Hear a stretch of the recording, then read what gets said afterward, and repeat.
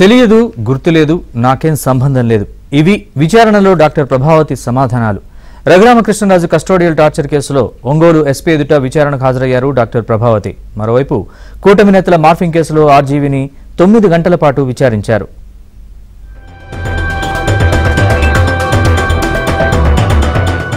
ఒకవైపు ఆర్జీవీ విచారణ, మరోవైపు డాక్టర్ ప్రభావతి విచారణ.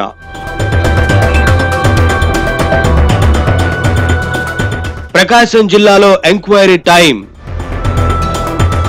మరి విచారణలో ఏం తేలింది?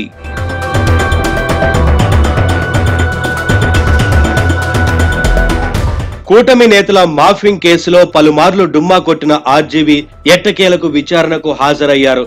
పలుమార్లు విచారణకు రావాలంటూ నోటీసులు జారీ చేసినా తాను షూటింగ్ లో బిజీగా ఉన్నానంటూ సాకు చెబుతూ వచ్చారు.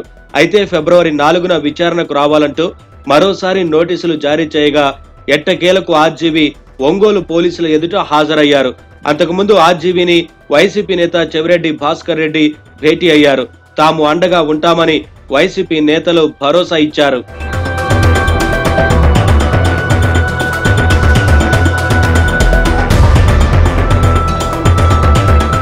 ఆర్జీవీని ఒంగోలు పోలీసులు సుదీర్ఘంగా విచారించారు. కూటమి నేతలే టార్గెట్ గా పోస్టింగ్లు పెట్టడం వెనక ఎవరున్నారు అన్న కోణంలో ప్రశ్నలు సంధించారు. అయితే వ్యూహం సినిమా ప్రమోషన్స్ లో భాగంగానే పోస్టులు చేసినట్లు ఆర్జీవీ చెప్పారు. ఆ పోస్టులతో వైసీపీ నేతలకు సంబంధం లేదని వర్మ చెప్పారు. వైసీపీ నేతలతో కేవలం వ్యక్తిగత పరిచయాలే ఉన్నాయన్నారు. మరోవైపు వ్యూహం సినిమాకి ఫైబర్ నెట్ నుంచి 2 కోట్లు ఎలా ఇచ్చారన్న ప్రశ్నకు మాత్రం ఆర్జీవీ నోరు తెరవలేదు. దీంతో మరోసారి ఆర్జీవీకి నోటీసులు ఇచ్చి విచారించాలని భావిస్తున్నారు.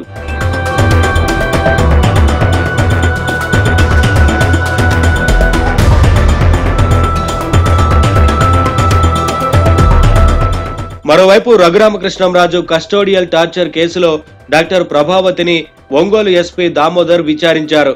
రఘురామ శరీరంపై గాయాలున్నా మెడికల్ రిపోర్టు ఎందుకు మార్చారని ఎస్పీ ప్రశ్నించగా తాను మెడికల్ రిపోర్టు మార్చలేదని ప్రభావతి సమాధానం ఇచ్చారు. దీంతో జీజీహెచ్ సిబ్బంది ఇచ్చిన ఒరిజినల్ మెడికల్ రిపోర్టులతో పాటు సిబ్బంది ఇచ్చిన స్టేట్మెంట్లను డాక్టర్ ప్రభావతి ముందు పెట్టారు.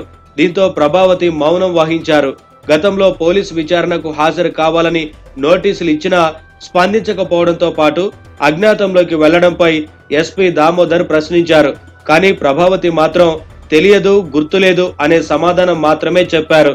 దీంతో మరోసారి విచారించాలని పోలీసులు భావిస్తున్నారు.